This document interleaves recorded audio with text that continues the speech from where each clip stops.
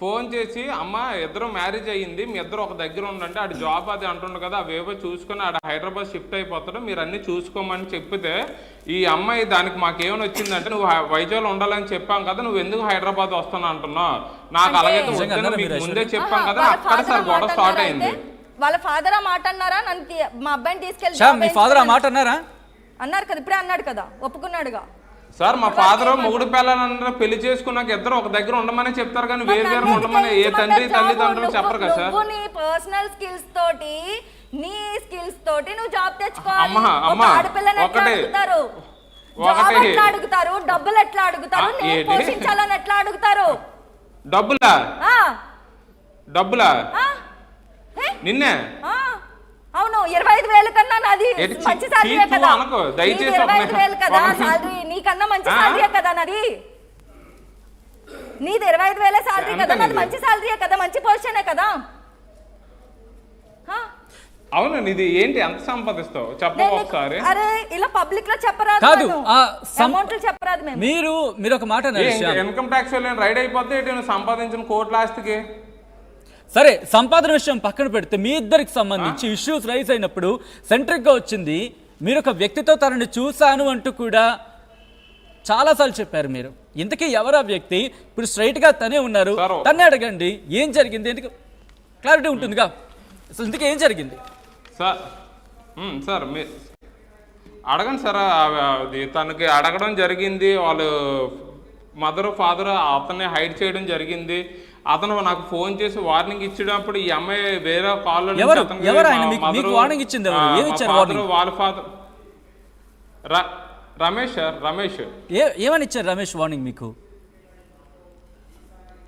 అదే సార్, అమ్మాయిని వదిలేండి, అమ్మాయికి ఇష్టం లేదు, అమ్మాయికి డైవర్స్ ఇచ్చేయండి, మరి అది ఇది ఎక్కడితో వదిలేయాలి, మర్చిపోయి దీన్ని పెద్ద ఇష్యూ చేస్తే ఇంకా పెద్ద చేస్తూ ఉంటారు. ఈ అమ్మాయి కూడా సేమ్ అదే ఈక్వెన్స్ లోనే మా వరకు గొడవలు అవుతుంది సార్. సో ఓకే ఓకే రికార్డే కదా. ఏంటి ఇప్పుడు కావాలి? ఇప్పుడు ఏదైతే చెప్పావో కావాలి అన్నట్టు ఉన్నట్టు అన్న మాటలు అతికించద్దు. ఒక నిమిషం అనేది నీ కొత్త పదం సార్. ఒకసారి మీరు ఈ లోపు మా ఫాదర్ కాల్ చేయండి సార్. మీ ఫాదర్ లిఫ్ట్ చేయట్లేదు, నేను కాల్ ట్రై చేస్తాను సార్. మీరు ఏదో ప్రూఫ్ చూపిస్తున్నారు కదా, చూపించండి. Same as it is words నా తరపు నుంచి ఫోన్ చేసి నిన్ను బెదిరించారన్నావు కదా, నువ్వు వాళ్ళు తిట్టుకున్నది నాకు సంబంధం లేదు. ఎందుకంటే నువ్వు వాళ్ళ పిల్లాన్ని వాళ్ళ మదర్ని తిడితే వాళ్ళు కూడా నువ్వు వాళ్ళు కాపురం ఒక నిమిషం ఆగు. ఏంటి సార్ ఒకటే సార్, పెళ్లి చేసింది ఎవరు? వాళ్ళ అమ్మ, వాళ్ళ నాన్నగారు, వాళ్ళ తమ్ముడు. చేసావు కదా వీడియో, రిలీజ్ చేసిన దగ్గర పార్దు అన్ననా రమేషా వీడియో ఒకటి రిలీజ్ చేసావు కదా. ఎవరు? నువ్వు. ఇద్దరు ఉంటారు అందులో వీడియోలో, ఇద్దరు తిట్టినోడు ఒకరు ఉంటారు. తెలుసా తెలీదా నీకు? నేను స్ట్రైట్ గా అడుగుతున్నా, చెప్పు. వెనకాల తమరు వాయిస్ వస్తుంది, ఒక ఆడియోలో తమరు వాయిస్ బ్యాక్ సైడ్ నుంచి వస్తుంది. డీవియేట్ చేస్తావబ్బా. ఇప్పుడు నీకు ఫోన్ చేసింది పార్దు అన్న ఫోన్ నెంబర్ నుంచా? పార్దుయే చేశారా లేకపోతే అతనే చేశాడా? ఫస్ట్ పార్దు నెంబర్ నుంచి రమేష్ మాట్లాడాడు. ఏం వీడియో చూడట్లేదు? అతను నాకేంటని నీ అనుమానం? అతను నీకేంటి? అన్నే కదా చూశాను రూమ్ లో, మళ్ళీ ఇంకా అన్ని అంటావేంటి? మరి ఎంత కరెక్టా? ఎవరితో చూసారంటున్నారు, తను అడుగుతోంది ప్రూఫ్. ఇప్పటికిప్పుడు కావాలి. నువ్వు మీ పేరెంట్స్ ప్రెస్ మీట్ పెట్టినప్పుడు అమ్మాయి మాకు కావాలి, మా అమ్మాయి వచ్చేయాలి అన్నారు కదా. నిన్న ఇంత రచ్చ చేసావు కదా, మీ పేరెంట్స్ కి సిగ్గులేదా?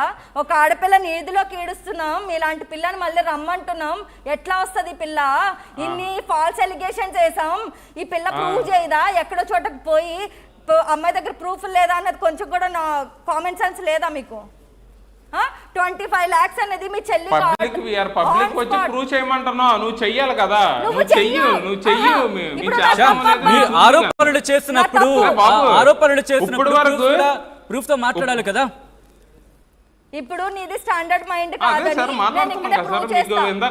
నీది స్టాండర్డ్ మైండ్ కాదని నువ్వు యూస్ చేస్తావని, నువ్వు నన్ను తిడతావని, నా పేరెంట్స్ ని నన్ను తిట్టావని ఏదైతే ఆరోపణలు చేసావో ఇప్పుడు నేను ఆల్రెడీ వీడియో ఇచ్చా, దాంట్లో ఎవ్రీథింగ్ ప్రూవ్ అయిపోద్ది. నువ్వు నీ ఏంటి స్పా సెంటర్ లో మీ సార్, అది చెల్లి ఎప్పుడు కాదు తిట్టానా? మీ ఒకసారి చెల్లి అడగండి అయితే సార్, ఒకసారి నల్లగా అది ఎప్పుడు ఉంటది తిట్టానా? అడగండి, బాగోదు అడగరా మీ ఒకసారి. చెల్లి అయితే నేనైతే బాగుంటానని